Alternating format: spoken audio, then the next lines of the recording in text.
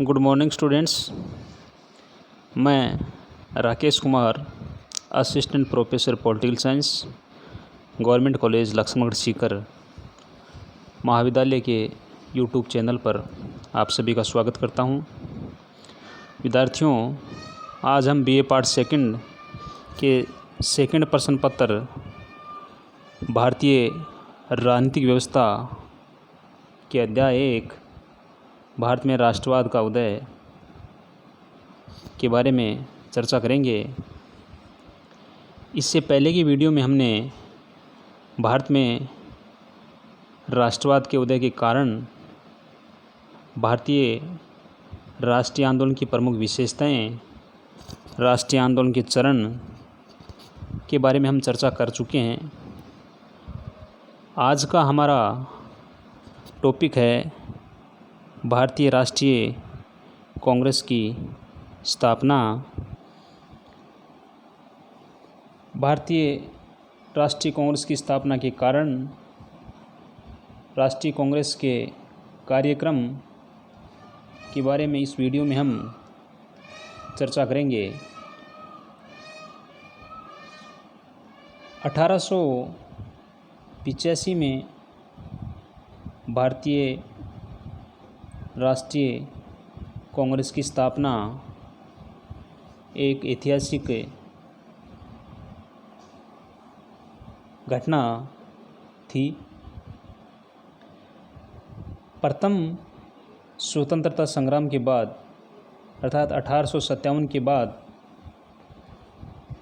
भारत में राजनीतिक चेतना का जन्म होने लगा और कांग्रेस की स्थापना इसी बढ़ती राजनीतिक चेतना की पराकाष्ठा थी, क्योंकि 1857 की क्रांति को जिस प्रकार ब्रिटिश हुकूमत ने कुचला, उससे भारतीय जनमानस में अंग्रेजी शासन के प्रति असंतोष का भाव बढ़ने लगा।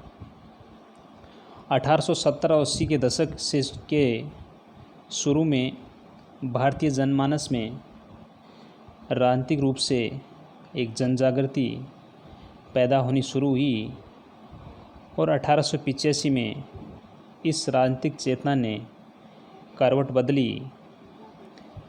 भारतीय राजनीति में राजनीतिक रूप से सक्रिय बुद्धिजीवी वर्ग अब संकीर्ण हितों की बजाय राष्ट्रीय स्तर पर संघर्ष करने के लिए आवाज़ उठाने लगे। ये बुद्धिजीवी वर्ग राष्ट्रीय हितों के लिए राष्ट्रीय स्तर पर संघर्ष करने लगे। उन्होंने अपने संकीर्ण हितों के लिए आवाज़ उठाने के बजाय राष्ट्रीय हितों के लिए आवाज़ उठाना शुरू कर दिया और उनके इस प्रयास में उन्हें सफलता भी मिली और एक राष्ट्रीय दल का गठन हुआ। एक ऐसा दल जो संपूर्ण भारत की राष्ट्रीय चेतना का प्रतीक था, जो संपूर्ण भारत की राजनीति के लिए एक मंच था, एक संगठन था।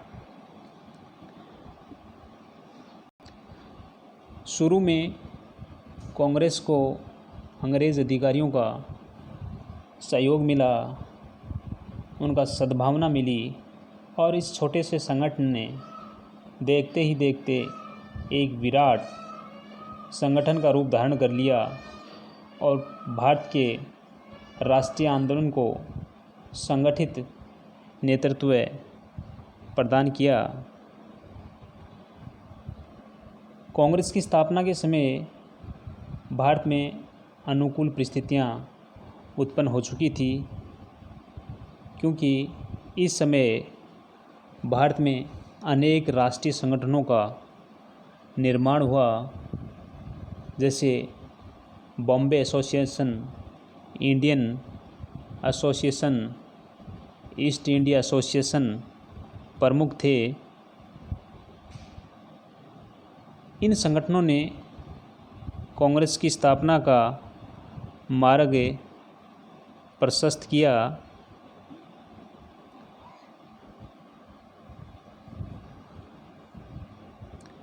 इसी समय इल्बर्ट बिल विवाद ने भी भारतीय बुद्धिजीवी वर्ग को ये समझाया कि संगठन में ही शक्ति है और हमें इस प्रकार का संगठन बनाने की आवश्यकता है जिससे हम ब्रिटिश हुकूमत को चैलेंज कर सकें।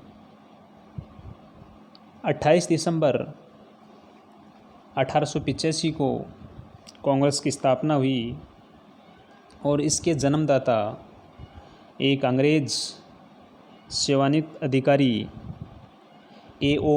ह्यूम माने जाते हैं। 28 दिसंबर 1885 को राष्ट्रीय महत्व के राजनीतिक विषयों पर विचार विमर्श के लिए कांग्रेस का प्रथम सम्मेलन बम्बई में हुआ, जिसकी अध्यक्षता व्योमेश चंद्र बनर्जी ने की। इस अधिवेशन में 72 प्रतिनिधियों ने भाग लिया। कुछ विचारकों का मानना है कि A.O. ह्यूम ने भारतीय राष्ट्रीय कांग्रेस की स्थापना में जिन मुख्य लक्ष्यों को ध्यान में रखकर इसकी स्थापना की थी, उसका प्रमुख लक्ष्य था ब्रिटिश शासन के विरुद्ध बढ़ते हुए जन असंतोष के लिए एक सेफ्टी वाल्व की व्यवस्था करना।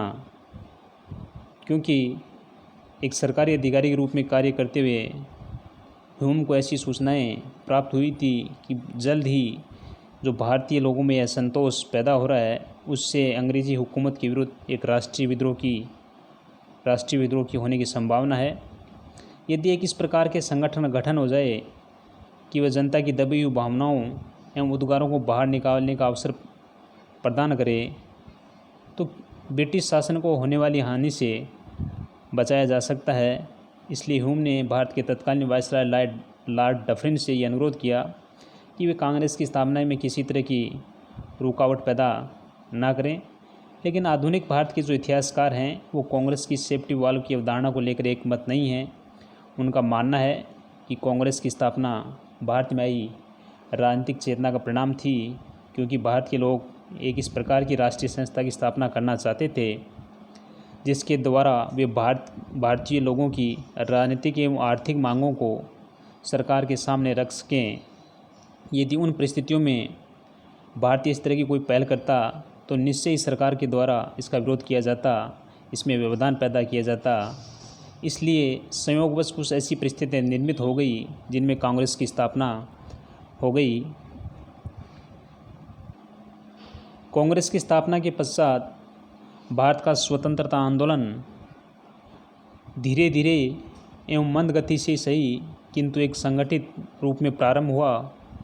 यद्यपि कांग्रेस का प्रारंभिक उद्देश्य धीरे धीरे परिवर्तन में विश्वास करना था और उनके उद्देश्यों में आगे चल के परिवर्तन होता गया और जल्दी वह एक राष्ट्रीय आंदोलन की अगुवा बन गई।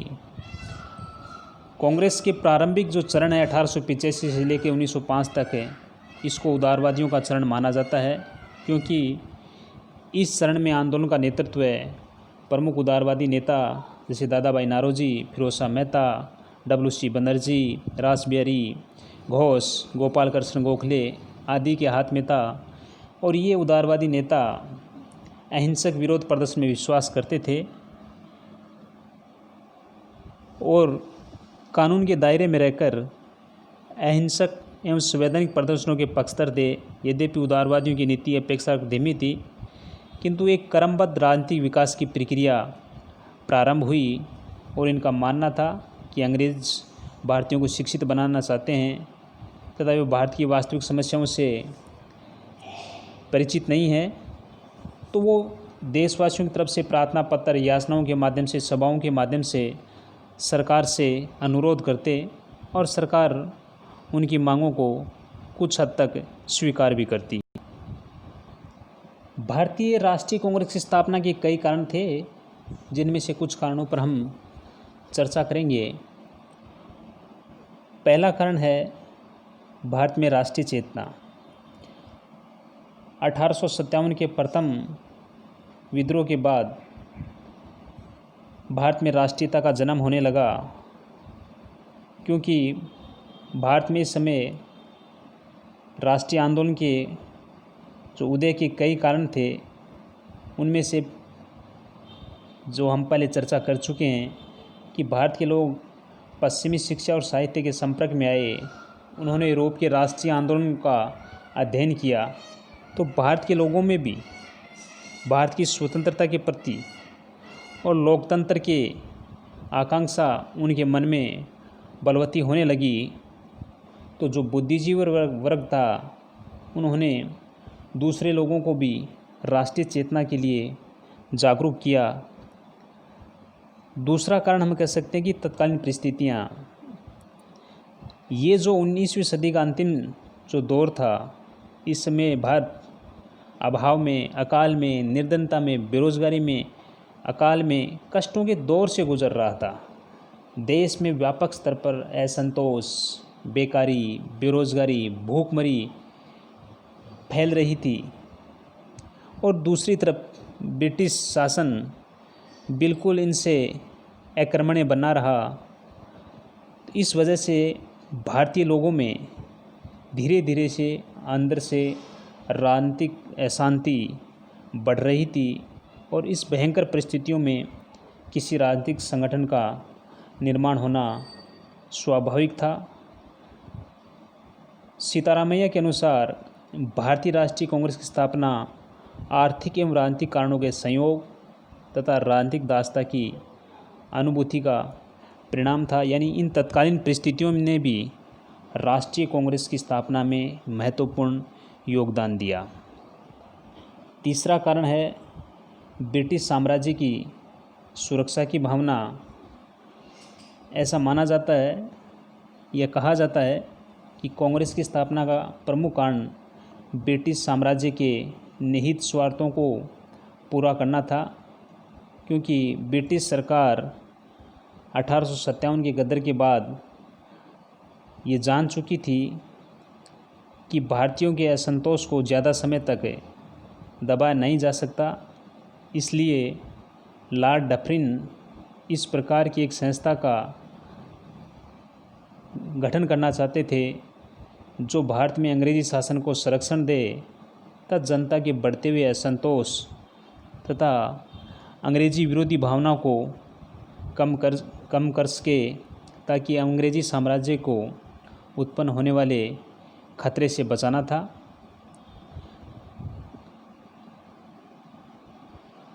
चौथा कारण सरकारी सहयोग। कांग्रेस की स्थापना में ब्रिटिश सरकार तथा तत्कालीन वायसराय लॉर्ड डफरिन की उदार नीतियाँ भी जिम्मेदार रही। डफरिन ये चाहते थे कि भारतीयों के लिए एक ऐसी संस्था होनी चाहिए जो प्रतिवर्ष उसका एक अधिवेशन हो और जिसके द्वारा भारतीयों के मन में क्या चल रहा है उससे सरकार को जानकारी प्राप्त हो सके, अर्थात शासक और शासित में संपर्क स्थापित हो सके। भारतीयों के लिए क्या सुधार किया जाए, सरकार की क्या जो कमियां हैं, त्रुटियां हैं, वो ब्रिटिश सरकार को मालूम होनी चाहिए।